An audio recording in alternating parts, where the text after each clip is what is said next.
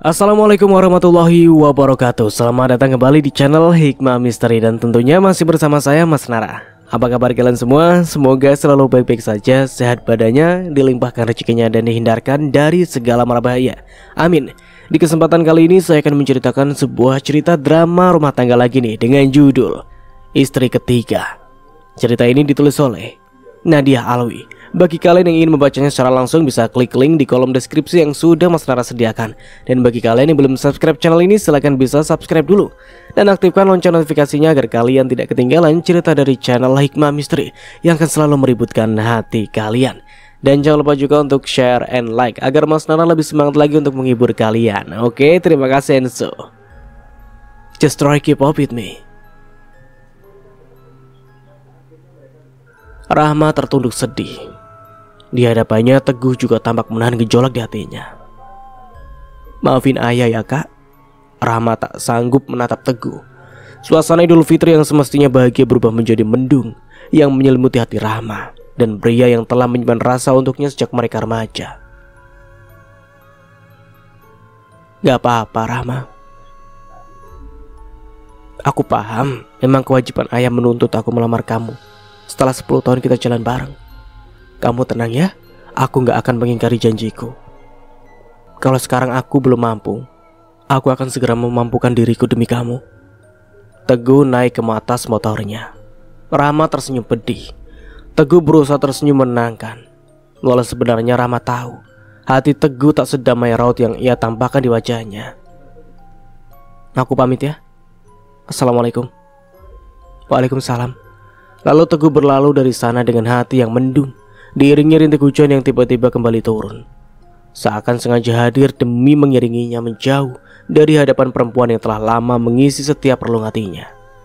Rahma hanya bisa memandangi dengan kegalauan yang tak berujung. Ucapan ayah begitu tegas. Ia khawatir Teguh akan mundur. Padahal tak ada yang Rahma inginkan selain menghabiskan sisa umurnya bersama pria yang ia yakin akan menjadi imam yang baik untuknya, yang tak hanya akan membuatnya bahagia di dunia, namun juga akan membimbingnya hingga mencapai surga. Azan subuh berkumandang, diikuti lantunan takbir, terdengar jelas dari dalam kamar Rahma. Hati Rahma berbunga-bunga. Ia selalu menikmati suasana Idul Fitri. Semua bersuka cita, semua bahagia, seiring dengan lantunan takbir yang saling bersautan mengagungkan kebesarannya. Rahma pun segera melaksanakan kewajibannya ke hadapan Sang Ilahi, bersujud khusyuk dalam balutan mukena cantik berwarna dasar broken white dengan hiasan bebungan berwarna baby pink dan rose pink yang dipadukan dengan kain bawan berwarna rose pink dengan polkadot kecil berwarna putih.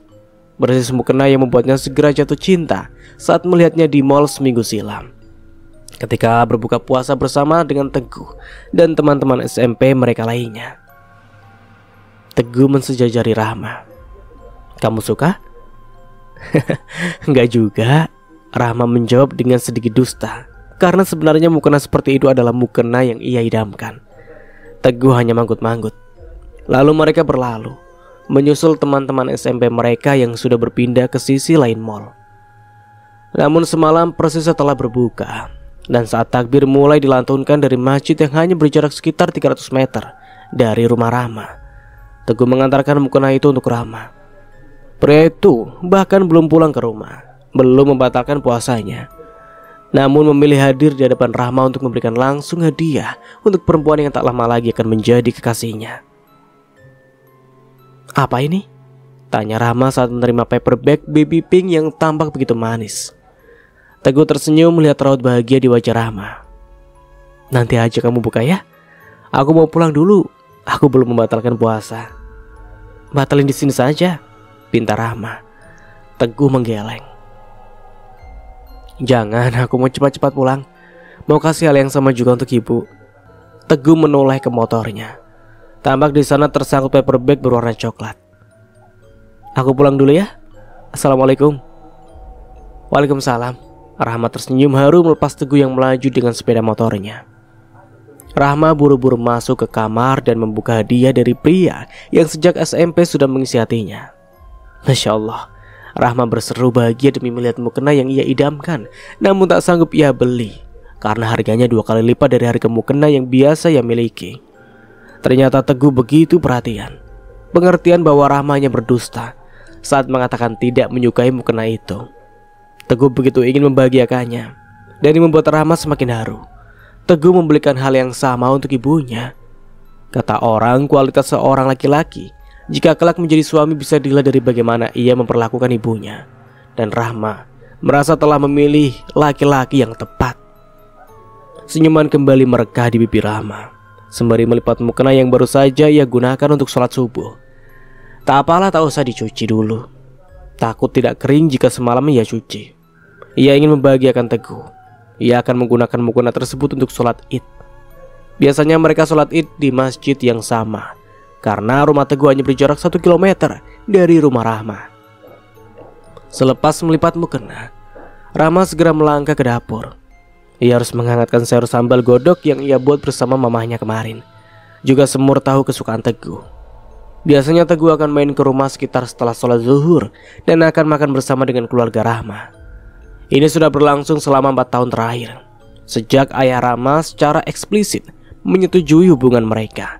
Padahal mereka sudah bersama sejak Rahma masih berusia 14 tahun, saat Rahma menjadi anggota PMR di sekolah, dan Teguh bertindak sebagai ketua PMR yang melantiknya.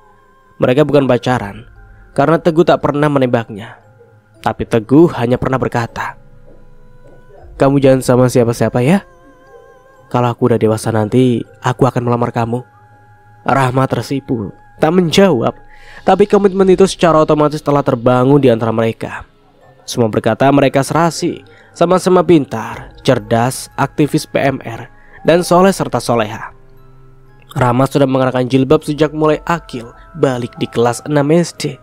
Teguh pun sangat aktif di kegiatan rohis di sekolah. Tak disangka hubungan mereka terus berlanjut, apalagi mereka tak pernah pergi kencan berdua. Itu aturan yang ditetapkan Erma, mama Rahma, yang tahu Rahma dekat dengan Teguh. Kalau Teguh mau main ke rumah silakan. Kalau memang mau jalan harus beramai-ramai, tegas mama. Hanya ayah Rahma, Bahrun, yang masih belum memberikan lampu hijau saat itu. Rahma adalah anak semata wayangnya yang sangat ia sayangi. Tak semudah itu menyerahkan buah hatinya kepada orang lain, apalagi membiarkannya pacaran. Tak rela jika ada yang memperlakukan putrinya tanpa kehalalan. Bahrun memang hanya tukang gado-gado yang mangkal di perempatan sebuah pasar. Tidak berpendidikan tinggi, tapi ia rajin menimba ilmu agama. Semua taklim di sekitar kampung tempatnya tinggal di pinggiran kota Jakarta pernah ia sambangi. Ia paham betul, ia harus menjaga Rahma dengan baik. Namun ia sadar Rahma remaja yang memiliki perasaan, apalagi yang mendekati adalah Teguh, yang baru tahu betul baik, soleh, dan cerdas. Namun ia tak mau membuat mereka berpikir mereka bisa berlaku seenaknya. Baru saat Rahma menginjak usia 20 tahun, saat Teguh sudah lulus kuliah D3, ia menerima Teguh sebagai laki-laki yang dekat dengan putrinya. Saat itu ia pikir tak sampai setahun lagi mereka akan menikah. Toh Teguh sudah lulus dan sedang mencari pekerjaan, dan Rahma juga sudah bekerja di sebuah toko obat. Mereka sudah bisa membangun rumah tangga tak lama lagi. Namun hingga detik ini, 4 tahun sudah sejak saat itu, lamaran tak kunjung datang dari Teguh. Bahrun semakin gelisah. Ia harus menegur Teguh untuk segera menikahi Rahma. Bahrun menghampiri Rahma di dapur. "Neng," Bahrun memanggil anaknya dengan panggilan kesayangan. "Nanti Teguh datang seperti biasa kan?" Rahma mengangguk. "Insya Allah ayah. Kenapa?" "Ayah mau bicara sama dia tentang hubungan kalian." Rahma terkesiap. Akhirnya tiba juga masa ini. Rahma hanya tidak menyangka ayah memilih Idul Fitri untuk berbicara dengan Teguh. Namun saat ini sepertinya teguran ayah agak sedikit terlambat. Teguh baru saja memulai kuliah S1-nya. Rahma tidak yakin Teguh akan bisa melamarnya sekarang ini. Teguh tipe laki-laki yang fokus pada satu hal, tak hanya dalam urusan cinta, tapi juga studi. Tapi Rahma tak berani mengungkapkan hal itu kepada ayahnya. Biarlah nanti Teguh sendiri yang akan bicara ke ayah. Sejujurnya Rahma pun ingin tahu apa yang akan Teguh katakan kepada ayah. Saat sholat id, Rahma dan Teguh beserta orang tua mereka bertemu. Teguh bersama ibunya Tuti. Tuti memerhatikan mukena yang masih dikenakan Rahma.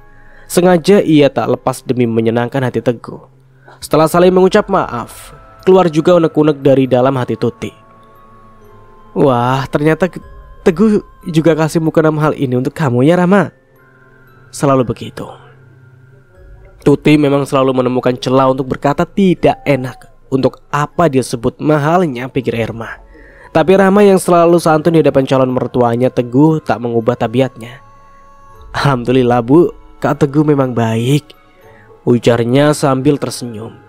Tuti ikut tersenyum. Tapi di mata Bahrun senyuman Tuti mengandung makna yang sebaliknya. Wanita parubaya yang usianya melebihi usia Bahrun itu tampak kurang suka saat mengetahui Rahma juga dibelikan mukena serupa, hanya berbeda warna. Erma mengalihkan pembicaraan dengan basa-basi Idul Fitri. Sekali lagi mohon maaf lahir batin ya Bu Tuti. Mampir yuk ke rumah. Sama-sama, makasih Bu, saya harus pulang. Sebentar lagi keluarga besar saya datang. Lalu Tuti menoleh ke Teguh. Ayo Gu. Teguh mengangguk. Iya Bu. Lalu ia salim sekali lagi ke orang tua Rahma. Saya duluan ayah, mama. Dan terakhir menatap Rahma sambil tersenyum. Rahma? Iya Kak. Rahma pun salim ke Tuti walau wajah Tuti masih tampak kesal. Bahrun lebih banyak diam. Entah mengapa perasaannya tak enak. Tapi ia tak akan mengurungkan niat untuk menanyakan keseriusan Teguh terhadap Rahma. Selepas zuhur Rahma tampak tegang. Ia merapikan makanan di meja lalu sesekali menatap pagar depan rumahnya yang berjarak tak sampai 1 meter dari pintu rumah yang telah terbuka sejak tadi. Teguh belum juga tiba. Jam 1 siang makanan di meja sudah dingin. Teguh tak jua datang. Rahma menyibakkan gorden berkali-kali meski tanpa melakukannya. Ia tetap dapat melihat ke pagar dengan jelas. Lagi pula jika Teguh datang, Rahma pasti dapat mendengar suara motornya. Bahrun menatap Rahma iba. Apa-apaan Teguh, tak biasanya hingga sesiang ini ia belum juga datang. Jangan-jangan Rahma sudah memberitahukan bahwa Bahrun akan menanyakan kesungguhan anak muda itu atas diri putrinya, dan Teguh tak berani menemuinya. Bahrun menghampiri Rahma. Neng, Teguh sudah kamu kasih tahu soal keinginan ayah bicara dengan dia? Rahma menggeleng. Enggak ya, belum. Bahrun terdiam, berpikir. Jangan-jangan belum sempat pikiran Bahrun meliar kemana-mana. Terdengar suara motor Teguh. Rahma tersenyum lega. Ia buru-buru keluar menyambut Teguh. Bahrun tertegun menyadari betapa Rahma saat mencintai Teguh. Ia harus mengultimatum Teguh untuk segera menikahi Rahma. Maka setelah Teguh makan siang bersama Bahrun sekeluarga, mereka duduk di ruang tamu.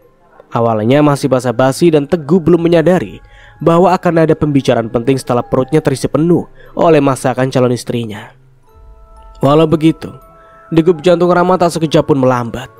Semakin cepat dan kerap sejalan dengan wajah Bahrun yang semakin serius. Ya Allah, semoga Kak Teguh bisa meyakinkan ayah. Doa Rahma dalam hati. Teguh, ayah memanggil dengan suara dalamnya yang khas. Ini dia waktunya. Degup jantung Rahma berderap secepat tapal kuda yang berlari kencang. Teguh mengangkat wajah. Ia pun tampaknya menyadari ada yang berbeda dari acara Bahrun memanggil namanya barusan. Iya ayah. Rahma berdoa lagi dalam hati. Ya Allah, semoga Teguh dapat menjawab dengan baik apapun pertanyaan atau permintaan ayah terhadapnya. Amin.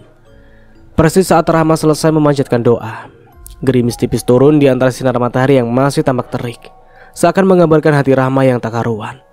Antara bahagia, penuh harap, namun sangat takut dan khawatir. Di tempat lain, di sebuah rumah yang besar dan cukup mewah, hati Najla, seorang wanita berparas cantik lembut, pun sedang diliputi rasa khawatir. Di hadapannya Bramantya, suaminya, sedang menerima telepon dari wanita yang kedudukannya setara dengan Najla, istri kedua Bramantya. Iya, nanti agak siang aku ke sana, Lena. Bramantya terdengar tak sabar dalam menjawab entah apa yang direngekkan Lena di ujung sana. Iya, aku tahu ini lebaran pertama kita, tapi aku baru selesai makan siang. Sabar sedikit, lagi pula masih hujan. Bramantya menghela nafas. Iya, nanti aku makan malam di sana. Sudah ya, aku sebentar lagi ada tamu. Assalamualaikum. Bramantya menutup telepon. Ia menoleh ke Najla. Najla pura-pura tak menatap ke arah Bramantya. Tapi Bramantya tahu betul istri pertamanya, satu-satunya istri yang ia cintai. Sejak tadi memperhatikan dirinya dan menguping pembicaraannya dengan Lena. Bramantya tak pernah mencintai Lena, bahkan Najla lah yang menyuruhnya menikahi Lena.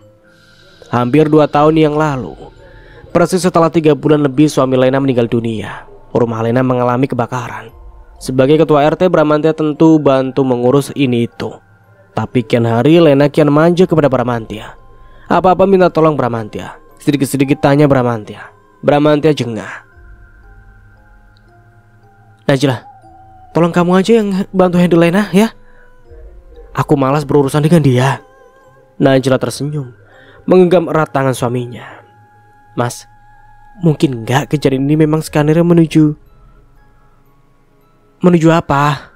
Potong Bramantya dengan curiga. Menuju pernikahan kedua kamu, Mas. Bramantya kesal sekali mendengar ucapan Najla. Dia melepaskan genggaman tangan Najla. Dengan lirih namun tegas, Bramantya memperingatkan istri yang sangat ia sayangi itu. Jangan pernah kamu suruh aku menikah lagi. Sekali lagi aku dengar itu dari kamu, entah apa yang akan terjadi. Bramantya pikir ucapan tegasnya itu menghentikan Najla, tapi ternyata tidak. Najla justru semakin dekat dengan Lena. Bramantya tak ingin ambil pusing.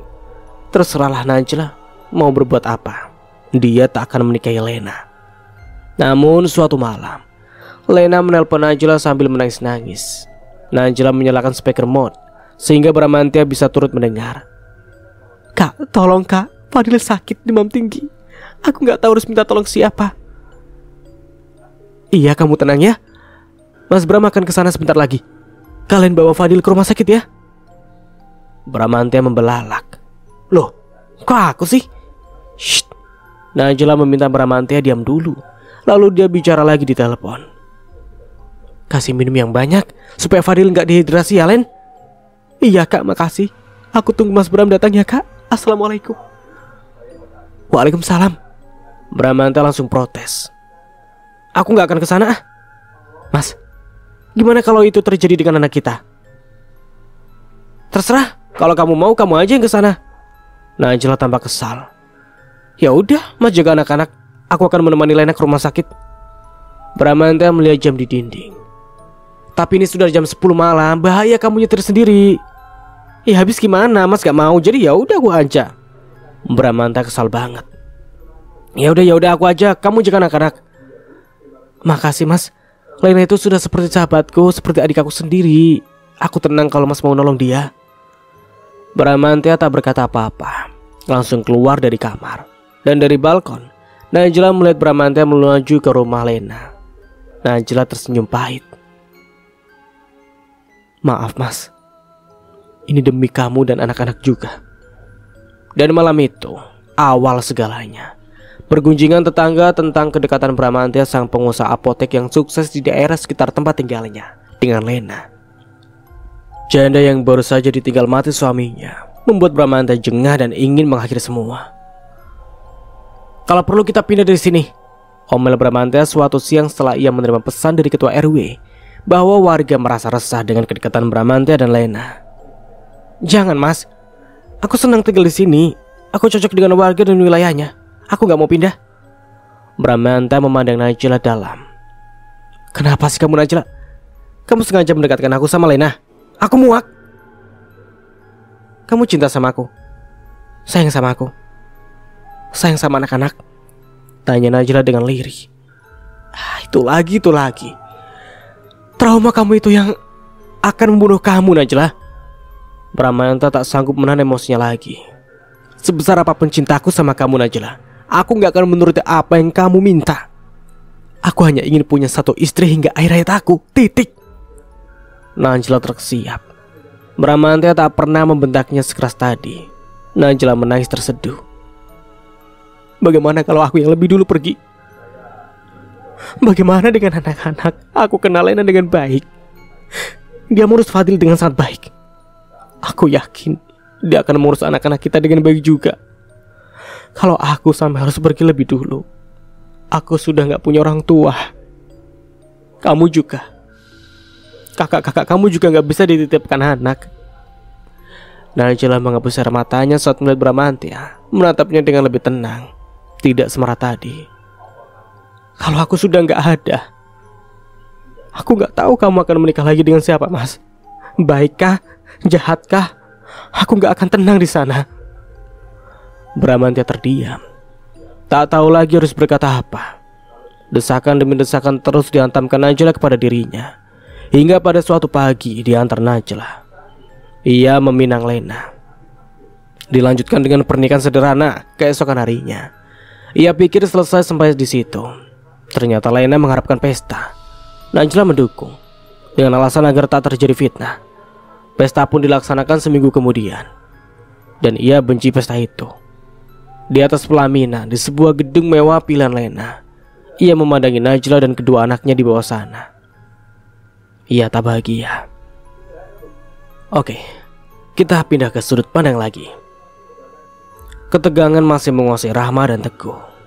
Wajah Bahrun pun tak kalah tegangnya. Jauh dari kediaman yang biasanya meliputi aura seorang Bahrun. Di luar hujan semakin deras, seakan menambah gentingnya suasana. Bahrun melanjutkan kalimatnya. Ayah mau tanya, kapan kamu akan melamar Rahma? Rahma terkejut. Pertanyaan Bahrun begitu gamblang dan apa adanya. Tanpa basa-basi Rahma menoleh ke arah Teguh yang duduk di kursi di sebelah kanannya. Berjarak sekitar 1 meter dari sofa sangat sederhana tempat ia duduk bersama mamanya. Teguh juga tampak gugup. Bahrun tampak masih menunggu karena ia paham Teguh terlihat takut untuk menjawab. Tapi pria hampir paruh baya itu tak berusaha menenangkan calon menantunya, seakan memang sedang mengetes. Teguh perlahan mulai mengumpulkan kekuatan dan keberanian. Insya Allah segera ayah. Segera. Rahma terkejut. Jangan main-main Kak Teguh, batinnya dalam hati. Sesegera apa? Tanya Bahrun tegas. Segera setelah saya menyelesaikan pendidikan S1 saya. Teguh menjawab sambil menunduk. Bahrun dan Erma terkejut. Mereka menatap Rahma, menuntut penjelasan. Rahma juga tertunduk. Bahrun menahan kesal. Kok kalian gak bilang Teguh kuliah lagi? Maaf ayah, saya yang salah memang, gak bilang ke ayah. Tapi ini permintaan ibu. Teguh gak bisa menolak. Dan kebetulan Teguh ternyata diterima di kelas ekstensi. Satu sisi Rahma merasa haru karena Teguh membela Rahma dengan mengatakan itu salahnya. Tapi saat Teguh membawa-bawa ibunya, Rahma tahu permasalahan ini akan sangat pelik. Tapi itu artinya kamu dan Rahma gak bisa menikah dalam waktu dekat, desak Bahrun. Kalau boleh 2 tahun lagi ayah, setelah saya selesai. Gak bisa. Walaupun ucap Bahrun tidak lantang, namun Rahma dan Teguh bisa merasakan ketegasan dari keputusan ayah barusan. 2 tahun itu bukan segera. 2 tahun itu kelamaan Teguh. Kalau kamu gak bisa menikahi Rahma dalam waktu dekat.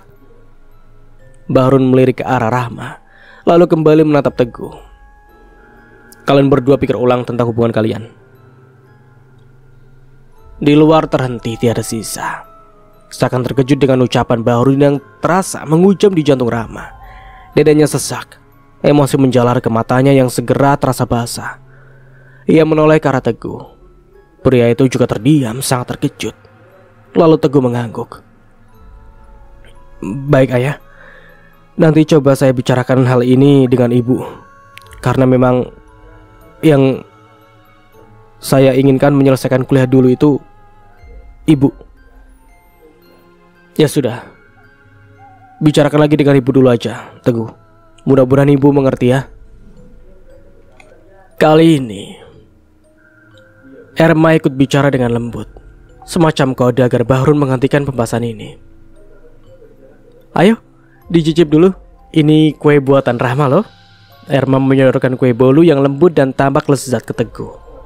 Teguh mengambilnya lebih demi sopan santun. Sebenarnya kerongkongannya serasa tercekat-cekat. Tak yakin bolu bisa dengan mulus melewatinya. Setelah segigit bolu, Teguh buru-buru mengambil teh di cangkir di hadapannya dan menghabiskannya. Rahma memperhatikan Teguh dan merasa iba. Seharusnya ayahnya tak sekeras itu kepada Teguh, kepada dirinya. Ayah tahu hubungan mereka sudah berlangsung lama. Apa salahnya menunggu 2 tahun lagi? Setelah Teguh pamit, Rahma mengantarkannya ke pagar dan melepasnya pergi di antara rintik hujan yang kembali turun. Rahma buru-buru masuk dan mengemukakan pendapatnya. "Ayah, Neng gak masalah kalau harus nunggu Teguh 2 tahun lagi?" ucapnya takut-takut. Mbah Harun menghela nafas. "Ayah yang masalah." Air mata Rahma tumpah juga akhirnya. "Ayah tahu Neng mencintai Teguh, tapi gak bijak menunda pernikahan kalian. Tadinya ayah pikir setelah dia lulus kuliah D3, dia akan segera melamar Neng. Ayah tunggu-tunggu, tapi kali ini ayah gak bisa nunggu lagi. 2 tahun terlalu lama. Ayah gak mau Neng terlunta-lunta begini dalam hubungan ini." Sambil mengelap air mata dengan punggung tangannya, Rahma menjelaskan, "Tapi Neng gak merasa terlunta-lunta." Wajah Mbah Harun mengeras. Herman menyadarinya dan buru-buru mendinginkan suasana di antara suami dan putrinya. "Ayah sayang sama Neng. Makanya ayah bilang gitu. Neng yang sabar ya. Kita tunggu aja hasil pembicaraan Teguh dengan ibunya gimana. Doa terus Neng, supaya ibunya Teguh kasih izin Teguh menikahi tanpa harus menyelesaikan kuliah S1-nya dulu. Walau tak yakin karena ia tahu betul betapa ibu Teguh ingin anaknya selesai jadi sarjana S1. Rahma mengangguk dan hatinya berdoa lirih.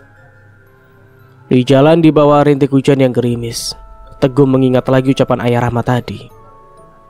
Hati kecilnya berkata, bisa-bisa ia akan kehilangan Rahma, gadis yang ia sayangi sejak SMP. Teguh menghela nafas betapa ia sungguh tak ingin mengecewakan Rahma. Oke. Kita beralih ke sudut pandang Bramantya lagi. Di rumahnya Bramantya, ia memandang jam di dinding sudah jam 3 sore.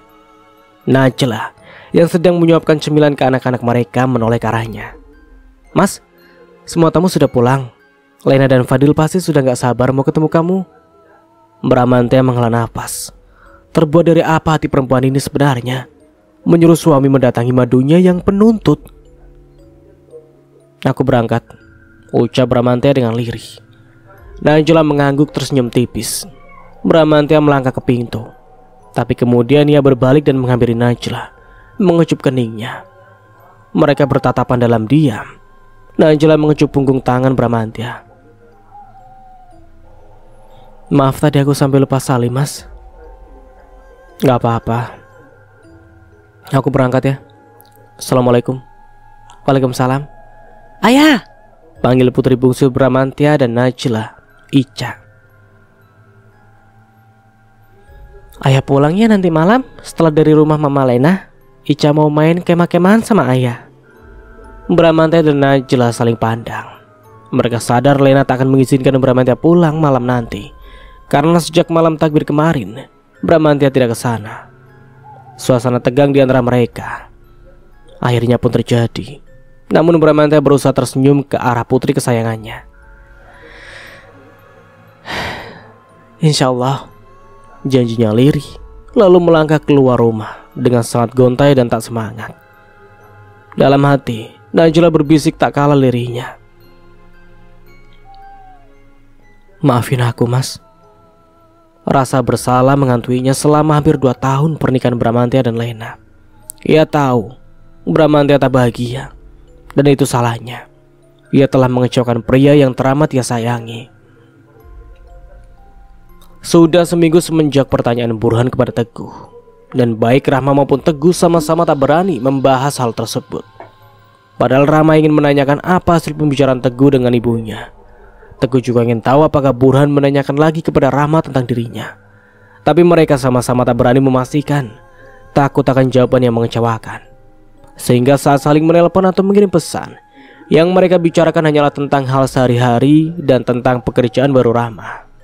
Seperti malam ini, saat mereka sudah bersiap di kamar masing-masing untuk pergi tidur, Teguh mengirimkan pesan kepada Rahma. "Teguh, hai, besok kamu mau diantar nggak ke tempat kerja yang baru?" Rahma, "Hai, nggak usah, kan deket juga." "Iya sih, hati-hati ya." Aku bobo ya." "Iya, malam sayang." "Malam juga kak." Rahma menutup aplikasi chatnya. Hatinya galau karena walaupun memang hubungan mereka bukan yang mesra berlebihan, Tapi biasanya Teguh lebih perhatian dari itu, atau kadang minta ditemani mengobrol sebentar. Memang ada kata sayang, tapi Rahma bisa merasakan seakan ada dinding tipis yang membatasi komunikasi mereka. Di kamarnya Teguh juga terdiam. Ia teringat saat mereka Rahma lulus SMK dan dirinya sudah tahun kedua kuliah D3. Ibunya mengingatkan, "Guh, ibu dengar itu si Rahma pinginnya bapak dan ibunya dia segera menikah sama kamu. Jangan mau ya, kamu harus lulus D3 dulu. Dia juga suruh kuliah aja. Masa kamu D3, nikahnya sama lulusan SMK?" Ibu dengar dari siapa memangnya? Rahma gak pernah bilang gitu. Ayah dan mamanya juga gak pernah ngomong gitu ke aku. Teguh duduk di sebelah ibunya. "Bu, ayah Rahma tuh gak ada uangnya buat kuliahin Rahma. Kemarin juga masuk SMK karena gak ada biaya. Juga buat lanjutin kalau hanya SMK. Kalau SMK kan bisa langsung kerja." "Kok ya gak berjuang sih orang tuanya? Kata kamu Rahma pintar kan? Juara kelas gitu."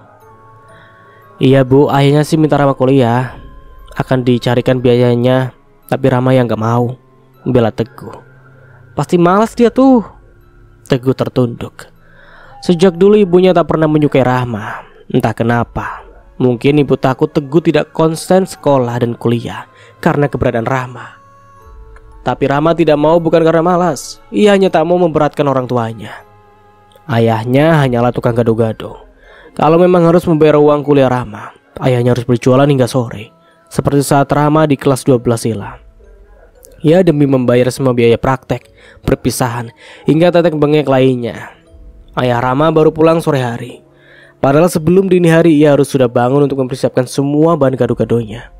Teguh tahu betul karena saat itu ia kerap dibangunkan Rahma untuk tahajud.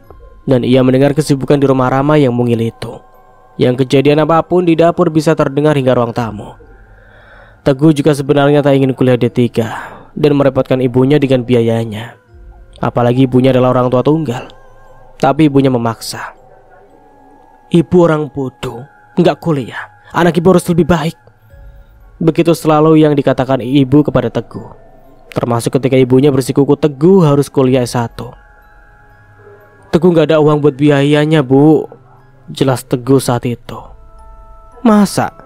Ibu tahu kok di tabungan kamu di bank ada berapa belas juta gitu. Beberapa bulan yang lalu ibu lihat buku tabungan tergeletak di meja di kamarmu." Tanpa menatap Teguh, Tuti mengungkap bahwa ia sudah melihat-lihat isi buku tabungan anak semata wayangnya. Dengan agak takut-takut Teguh menjawab padanya, "Uang itu rencananya nanti untuk biaya menikah dengan Rahma bu."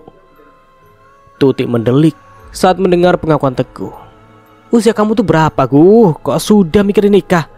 Kamu pasti didesak orang tuanya Rahma ya?" "Enggak bu, mereka nggak pernah mendesak." "Ya sudah kalau begitu, pakai aja uang tabungan kamu untuk ambil S1. Nggak akan habis semua palingan." Dan seperti biasa, Teguh mengangguk patuh. Teguh tak pernah bisa berkata tidak kepada ibunya yang sudah berjuang sendiri untuk sejak ia berusia 7 tahun. Bapaknya berpulang akibat penyakit yang 2 tahun penuh membuatnya ibunya kurus kering akibat mengurus dan menafkahi mereka bertiga. Mengingat masa kecilnya yang tak pernah mudah itu, Teguh akan melakukan apapun demi membahagiakan ibunya. Apapun. Rahma diantar Bahrun dengan motor tuanya, menelusuri jalanan menuju tempat kerja yang baru. Segarnya udara pagi membuat Rahma bersemangat ke pekerjaan baru. Harapan baru. Rahma berandai-andai bagaimana jika ia bisa mengumpulkan uang dari pekerjaan ini. Lalu uangnya akan ia serahkan kepada Teguh untuk biaya melamarnya. Karena walau Teguh tak bilang, Rahma tahu Teguh telah menggunakan tabungannya untuk biaya kuliah. Padahal Teguh pernah menunjukkan kepadanya jumlah tabungan itu. "Untuk biaya nikah," ucapnya dengan semu kemerahan di pipi. Semua kemerahan yang membuat Rahma jatuh cinta saat ia masih duduk di bangku SMP. Setahun bersama di satu sekolah. Rahma ingin mengikuti jejak Teguh bersekolah di SMA. Namun karena tak ingin membebani Burhan dengan biaya kuliah nantinya, Rahma memutuskan masuk ke SMK, mengambil jurusan farmasi agar bisa langsung kerja. Padahal cita-citanya sejak kecil adalah menjadi seorang dokter. Sempat terpikir masuk jurusan keperawatan. Namun ia akan merasa lebih pedih jika harus terus-menerus bersinggungan langsung dengan profesi dokter. Di sudut hatinya yang terdalam, Ia masih memimpikan cita-cita itu. Dengan mengambilan jurusan farmasi, Rahmat harus bekerja di rumah sakit. Ia bisa menjauh dengan bekerja di apotek. Seperti kali ini, ia bekerja di salah satu jaringan apotek terbesar di daerahnya. Rahmat bangga bisa bekerja di sana. Memasuki apotek ber-AC yang dingin dan mewah itu, Rahmat seakan disambut kesegaran dan semangat. Rahmat berdoa dalam hati semoga gajinya di sini cukup untuk menabung dan membantu Teguh menyiapkan dana untuk pernikahan mereka. Rahmat disambut oleh seorang pria bernama Andi. Saat wawancara dulu, ia tak bertemu dengan pria ini. Andi tampak sok ngebos di mata Rahmat. Ia mengajari Rahmat dengan gaya yang seakan-akan hanya dirinya yang tahu segalanya tentang dunia perapotekan. Rahmat manggut-manggut saja. Sebenarnya walau tak bisa menjadi apoteker karena hanya lulusan SMK, tapi pengalaman Rahmat di bidang ini lumayan banyak. Selepas lulus SMK ia langsung bekerja. Jadi sudah 6 tahunan lah. Tapi demi kesopanan Rahmat tak banyak bicara. Tapi Rahmat heran, perempuan yang mewawancari dan menerimanya bekerja, kenapa tidak ada? Ia menanyakan kepada Pak Andi. Pria itu minta dipanggil Pak, walaupun Rahmat yakin usianya tak sampai 5 tahun lebih tua dari Rahmat. Tapi lagi-lagi Rahmat menurut saja. Ternyata perempuan itu sudah sakitan dan sebentar lagi akan mengundurkan diri. Menurut Andi, posisi perempuan tersebut akan diberikan kepadanya. Rahmat tak peduli. Ya silakan saja, yang penting ia bisa bekerja di apotek ini siapapun pimpinannya. Rahmat mendapat tugas melayani di depan, termasuk menjadi kasir, menjawab pertanyaan pelanggan mengenai obat-obatan, merapikan konter dan banyak lagi. Untung saja Andi lebih banyak bertugas di dalam, sehingga Rahmat tak perlu banyak berinteraksi dengannya. Kata Andi biasanya ada SPG dari salah satu vendor alat kesehatan, tapi hari ini tidak datang. Seorang pegawai lainnya baru akan datang jam 1 siang nanti. Rahmat sendiri di depan. Agak repot juga sebenarnya, karena memang apotek ini terkenal di wilayah tersebut. Banyak pelanggan yang datang. Andi hanya sesekali membantu Rahmat di depan. Ia lebih banyak di dalam. Padahal tak banyak obat yang harus diracik. Zaman sekarang lebih banyak yang membeli obat paten.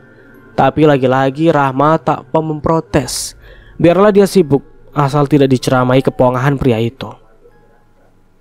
Tak terasa sudah jam 11 siang dan pelanggan sedang sepi. Rahmat menyesap air putih yang ia bawa dari rumah dalam sebuah botol besar. Belum selesai ia menikmati segarnya air di kerongkongan. Masuklah seorang pria dengan penampilan yang sangat rapi, wajahnya yang teduh, dan aroma mask yang segera mengisi ruangan berukuran 3 x 4 meter itu. Rahmat segera meletakkan botol minumannya, hampir tumpah karena pria itu mengucap salam. Assalamualaikum. Belum ada pelanggan yang mengucap salam.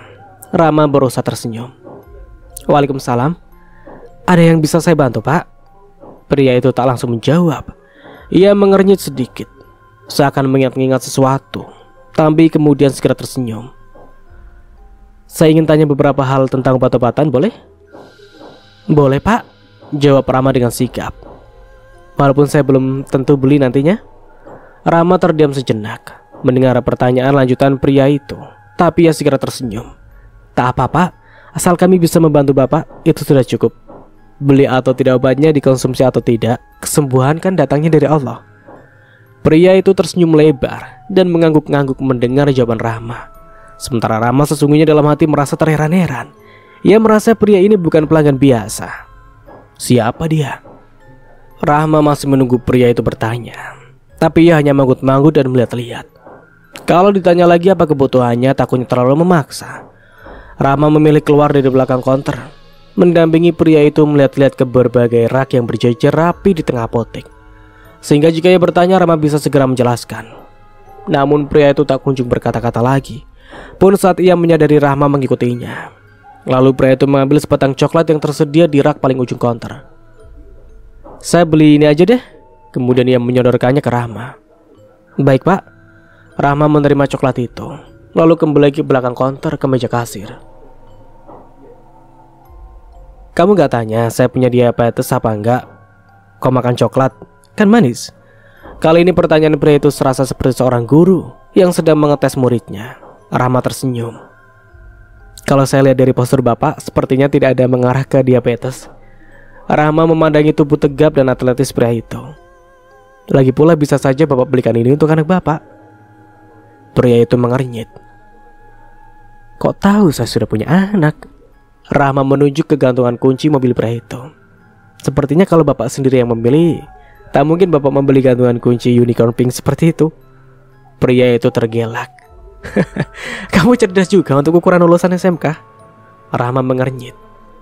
Kok bapak tahu saya lulusan SMK? Tapi kemudian Rahma tersadar. Oh, bapak lihat name tag saya ya? Iya, asisten apoteker memang rata-rata hanya lulusan SMK. Atau ya paling enggak belum S1. Kalau sudah S1 pasti saya sudah jadi kepala apoteker di sini. Ketika itu, Andi muncul dari belakang. Persis saat Rahma tersenyum dan berkata, Bapak cerdas juga untuk seorang yang sepertinya kurang memahami farmasi. Andi terbelalak dengan segera menegur Rahma. Rahma, ih, kamu ngomong apa sama Pak Bram? Pak Bram? Rahma heran. Pak Bramantia, pemilik apoteker ini, omel Andi. Rahma terbelalak dan menganga lebar.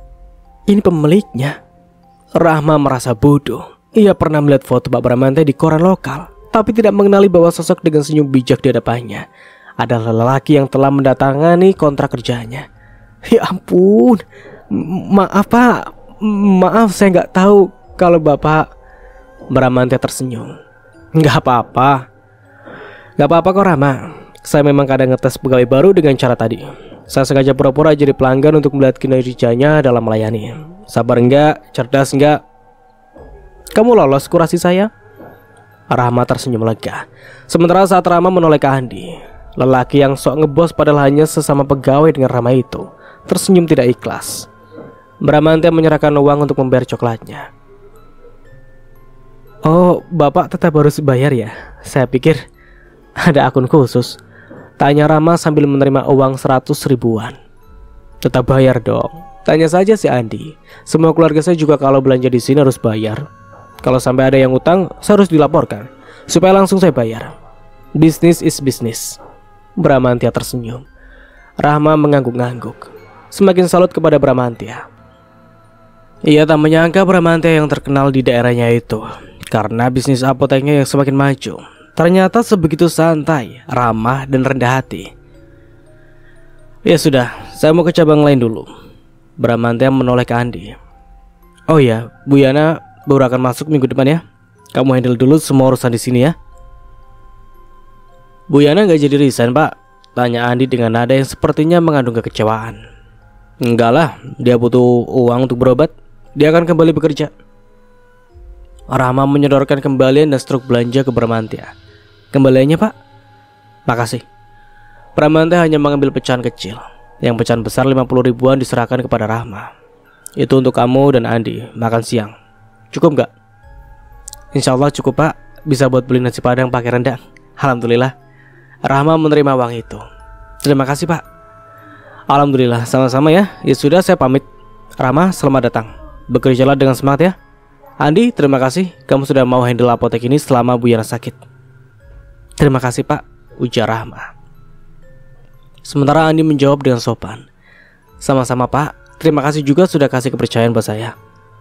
Bramantia mengangguk kemudian melangkah keluar apotek. Rahma tersenyum memandangi hingga Bramantia berlalu dari balik pintu apotek. Rahma menyadari Andi sedang memperhatikannya. Rahma menoleh ke Andi. Kenapa Pak? Gak usah ngeces gitu, lihat Pak Bram. Ingat, dia laki-laki beristri. Lalu Andi masuk kembali ke belakang. Astagfirullah. Rahma sontak beristighfar menahan kesal.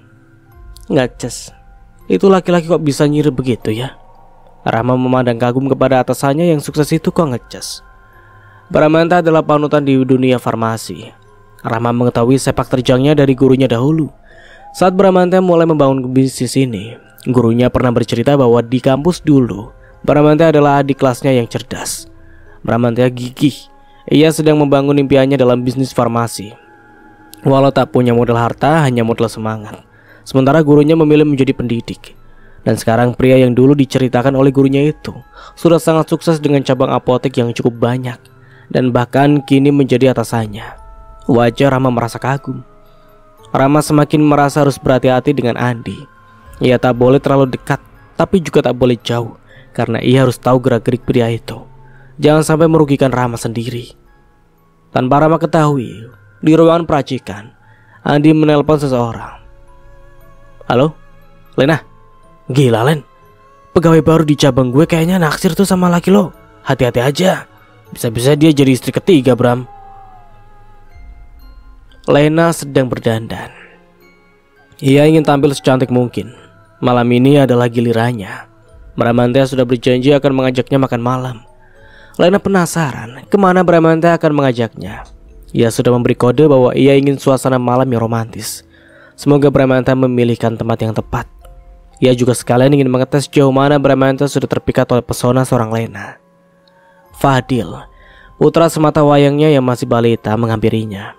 Fadil tampak tidak suka melihat Lena sudah rapi dan siap pergi. Mama mau kemana? Mau pergi sama ya, Bram. Lena menjawab tak acuh sambil merapikan alisnya yang dirasa masih belum melengkung indah. Ikut, rengek Fadil. Lena menghela nafas. Jangan sampai rengekan Fadil membuat moodnya berantakan untuk acara malam ini. Lena pun berteriak. Iya. Tak lama menunggu ia, ART yang ia tugasi untuk menjaga Fadil muncul di hadapannya. Iya bu. Lena malah membelalak. Kamu berapa kali udah saya bilangin sih? Kalau ada bapak panggil saya ibu, tapi kalau nggak ada bapak panggil saya nyonya. Ia menunduk takut. Iyanya ada apa? Ini, ajak Fadil main. Saya habis ini harus pergi, harus siap-siap. Fadil langsung menangis. Gak mau. Fadil mau sama mama, mau sama ayah. Ia segera membujuk sambil menggendong tubuh meronta Fadil, membawanya keluar kamar. Fadil, main sama mbak aja ya. Mbak punya coklat, ada banyak itu di dapur. Tapi Fadil tetap meronta dan merengek. Terdengar oleh Lena dari dalam kamar walaupun pintu sudah ditutup oleh ia dengan susah payah. Lena menutup telinga dengan kedua tangan, tampak sangat kesal. Lalu saat yakin suara Fadil semakin sayup dan menghilang, Lena mulai melepaskan tangan dari telinga dan menatap cermin dengan masih kesal. Fadil gak ngerti gak sih? Kamu, mama lakukan ini untuk masa depan kamu. Papa kamu kan gak meninggalkan cukup harta untuk masa depan kamu. Mama harus pastikan ayah Bram akan sudi memberi kamu bagian yang sama dengan anak kandungnya. Jadi jangan kira mama lakukan ini semua demi mama seorang. Ini demi kamu. Tiba-tiba pintu kamar dibuka. Bramantya masuk. Lena terkejut dan menoleh. Wajah kesalnya segera berubah menjadi wajah manis, semanis madu. Tapi memang ia adalah madu. Madu dari istri pertama suami tampan kaya raya yang sedang berdiri di hadapannya. Mas Bram sudah pulang. Lena melirik jam di dinding kamar mereka. Biasanya setengah jam lagi baru datang. Fadil kenapa nangis? Bramantya bertanya dengan nada datar sambil duduk lalu membuka sepatunya. Lena dengan gaya bak seorang wanita soleha yang menurut kabar suami segera berlutut di hadapan Bramantya mengambil sepatu Bramantya, menata di lantai lalu membukakan kaos kaki Bramantya. Biasa minta coklat tapi nggak aku kasih. Mas lihat sendiri sudah gemuk banget dia. Kata dokternya dia harus diet kalau mau disunat. Sambil berkata begitu walau dengan nada selembut dan setenang mungkin, sebenarnya dalam hati Lena ia mulai khawatir. Kenapa Bramantya justru membuka sepatunya? Bukankah mereka akan pergi makan malam bersama? Ya tapi kamu kan bisa membujuk Fadil dengan baik-baik. Alihkan perhatiannya. Kau dia malah dipegang si iya. Gak bisa ia membujuk Fadil kayaknya. Bramantya protes sambil mengambil kain sarung dari lemari. Lena semakin khawatir. Bramantya kadang suka mengenakan kain sarung di rumah. Hei, suami tampanku, kita mau pergi kan makan malam? Kamu gak lihat aku sudah dandan? Lena mengerang dalam hati. Iya, maaf mas. Soalnya aku kan sedang siap-siap. Memangnya kamu mau kemana? Bramantya menatap Lena dengan heran. Tuh kan, benar kan, lupa dia. Mas, kamu kan sudah janji kita akan makan malam bareng. Bramantya terdiam baru teringat. Duh, sorry aku tadi seharian sibuk mempersiapkan cabang baru. Aku lupa Lena. Kita makan di rumah aja ya. Aku capek. Bahu Lena merosot. Tapi mas, aku sudah dandan loh ini. Kini bahu Bramantya yang merosot. Sungguh ia lelah. Lena selalu begitu, selalu memaksakan kehendak. Berbeda dengan Najla, Bramantya benar-benar lupa pernah menyanggupi mengajak Lena makan malam. Ia pikir ia akan membawa Najla makan malam lebih dulu, baru kemudian Lena. Ia selalu berusaha adil dan menurutnya Najla harus selalu didahulukan, karena ia memang yang pertama menepati hati Bramantya. Bukan hanya yang pertama, Najla adalah satu-satunya yang menempati hati Bramantya. Lena tak pernah bisa menyusup masuk ke hatinya. Sebesar dan sekuat apapun keinginan dan usaha Lena, yang dapat wanita itu sentuh hanyalah tubuh Bramantya, bukan hati Bramantya. Itu pun Bramantya sekedar melakukan kewajibannya sebagai suami, agar kelak tak dipertanyakan di hari penghisapan. Mas, rengek Lena lagi. Bramantya akhirnya meletakkan kembali kain sarung itu di lemari. Kamu mau kemana memangnya? Lena tersenyum lebar. Surprise me, Mas. Rasa lelah dan mood yang terlanjur berantakan membuat Bramantya tak ada hasrat untuk memberi kejutan untuk istri keduanya ini. Kejutan untuk kamu adalah kamu boleh memilih resto termahal yang kamu tahu. Lena tersenyum senang, menganga membelalak. Resto termahal? Bramantya mengangguk, tersenyum setengah hati. Karena dalam hatinya ia merutuk, membodoh-bodohi memaki dirinya sendiri. Mengapa menikahi wanita supermatris satu ini? Saat Bramantya memberi syarat agar mereka mengajak Fadil, Lena menolak. Bramantya hanya bisa menggeleng-geleng tak habis pikir. Bagaimana seorang ibu bisa mengabaikan anaknya demi kebahagiaannya sendiri? Terlebih saat mereka berangkat, Fadil mengamuk hebat. Ia kewalahan. Untung saja ada satpam komplek yang membantu menenangkan anak yatim yang masih kecil itu. Bramantya menyayangi Fadil meskipun bukan anaknya sendiri, karena Fadil sebenarnya anak yang sopan, cerdas, baik hati. Entah bagaimana anak sekualitas itu lahir dari rahim seorang Lena. Lena yang mendapati Bramantya diam saja sepanjang perjalanan juga merutuk dalam hati. Sepertinya amukan Fadil semakin membuat mood Bramantya berantakan. Tapi ia benar-benar perlu berdua saja dengan Bramantya malam ini, demi masa depan Fadil juga. Lena akan mengajukan sebidang tanah tak jauh dari rumah mereka untuk dibeli dengan nama dirinya, dan dengan perjanjian kelak akan diberikan untuk Fadil jika usia Fadil sudah memasuki 18 tahun. Lena akan menggunakan semua pesona dirinya hingga Bramantya menyetujui idenya itu, dan ia yakin Bramantya akan setuju. Saat makan malam berlangsung, Bramantya tampak tak bersemangat. Lena sebaliknya, ia tampil sangat ceria. Bramantya menanggapi celoteh Lena sekenanya saja. Kalaupun ia ingin makan malam romantis, bukan dengan Lena, melainkan dengan Najla.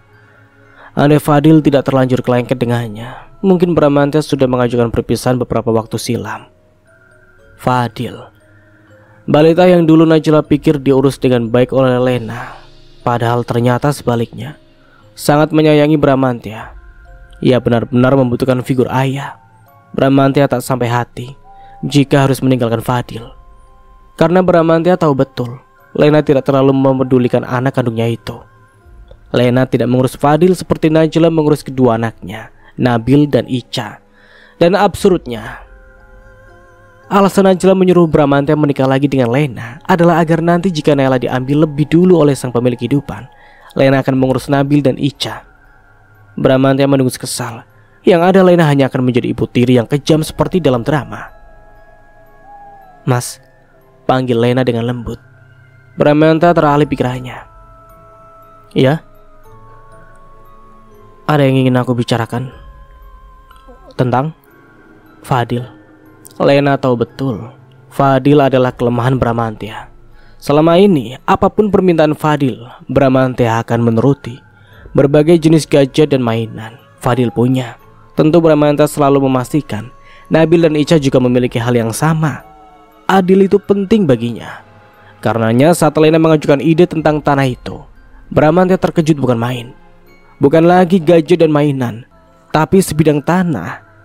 Meskipun diucapkan dengan nada yang sangat lembut menggoda, tak urung Bramantya menanggapinya dengan emosi. Kamu gak salah Lena. Maaf mas kalau aku lancang, tapi ini sekedar usul sekaligus investasi. Investasi atas nama kamu untuk nantinya diberikan ke Fadil saat ia usia 18 tahun. Lena mengangguk dengan gerakan yang dimanja-manjakan. Bramantya menggeleng. Mau semanja apapun gerakanmu, aku tak akan terpengaruh. Omel Bramantya dalam hati. Sorry, aku nggak bisa kasih itu. Tapi mas, ini buat masa depan Fadil. Mas dan Kak Najla kan pasti sudah merencanakan masa depan Nabil dan Ica, ya kan? Bramantya menggeleng. Belum, aku dan Najla hanya menyiapkan tabungan yang sama dengan yang kita siapkan untuk Fadil. Selebihnya mengenai masa depan mereka, aku serahkan kepada Allah sebaik-baiknya penjaga. Dan tolong jangan kamu bahas lagi hal ini. Kalau kamu gak mau, aku berpikir kamu sedang berusaha mengeruk hartaku. Lena membelalak. Astagfirullahaladzim, enggak lah mas. Masa mas berpikir begitu? Justru itu, jangan sampai aku berpikir begitu tentang kamu. Lena terkesiap. Sial, kenapa bisa jadi begini? Lena merutuki kebodohannya, juga kebodohan ia yang tidak becus menjaga Fadil, sehingga mengamuk begitu di saat yang tidak tepat dan menghancurkan mood Bramantya. Sungguh Lena tak menyangka Bramantya akan menolak mentah-mentah permintaannya. Tapi kemudian Lena teringat ucapan Andi tentang pegawai baru di apotek cabang tempat Andi bekerja. Jangan-jangan Bramantya sudah kepincut karyawan baru itu, sehingga ia tak lagi mempan dirayu. Mungkin saja kan Bramantya berniat menambah istri lagi. Toh terhadap Najla yang katanya sangat Bramantya cintai saja, Bramantya bisa berpaling kepada seorang Lena. Lena tambah gelisah. Ia harus mencari tahu tentang perempuan itu. Siapa namanya? Kata Andi waktu itu. Rahma. Rahma baru saja selesai membereskan apotek sebelum pulang. Ia sendiri, Andi dan Bu Yana sudah pulang lebih dulu. Ia memeriksa pesan-pesan di ponselnya. Tak ada kabar dari Teguh hari ini. Itu berarti sudah 3 hari tidak ada komunikasi di antara mereka. Biasanya tak pernah selama itu. Tapi kali ini Rahma sedang tak ingin lebih dulu menyapa. Meskipun rindu, meskipun penasaran, ia menahan diri. Mungkin seperti Bahrun. Ayahnya Rahma ingin mengetes sejauh mana Teguh memprioritaskan dirinya. 3 hari ini Rahma semakin tak yakin ia berada dalam daftar prioritas kehidupan Teguh. Rahma mengunci rolling door apotek, lalu berbalik dan Rahma sangat terkejut. Ternyata Teguh sudah berada di depan sana dengan motornya. Tadi saat ia keluar, ia tak melihat ada siapapun di depan apotek. Teguh tersenyum, Rahma pun terbawa, ikut menyunggingkan bibir. Ayo, aku antar pulang. Teguh menepuk joker motornya. Tapi bersama dengan itu, Bahrun tiba di sana. Rahma tersadar, ia sudah menerima tawaran ayahnya untuk menjemput pulang. Padahal biasanya Rahma pulang naik angkot. Ayah. Teguh dengan sopan turun dari motor dan salim ke Bahrun. Kamu ngapain kesini, Gu? Tanya ayah dengan tatapan curiga. Karena memang ayah tak terlalu suka jika Rahma pergi berduaan saja dengan Teguh. Ini ayah, tadi Teguh pas lewat sini ternyata Rahma lagi pas keluar. Sudah mau pulang ya? Teguh tampak kikuk, tapi berusaha tersenyum lebar. Rahma menahan tawa. Entah kenapa tiap kali mereka hampir pergi berduaan, selalu saja terjadi sesuatu yang menghalangi. Itulah salah satu sebab mengapa walau sudah 10 tahun bersama, mereka tak pernah berduaan. Iya kak, sudah jam 9 malam. Rahma menjawab sambil melangkah menuju motor Bahrun. Mau mampir ke rumah, Gu? Tanya Bahrun. Teguh menggeleng. Enggak ayah, makasih, sudah malam. Kapan-kapan saja nanti saya main ke rumah.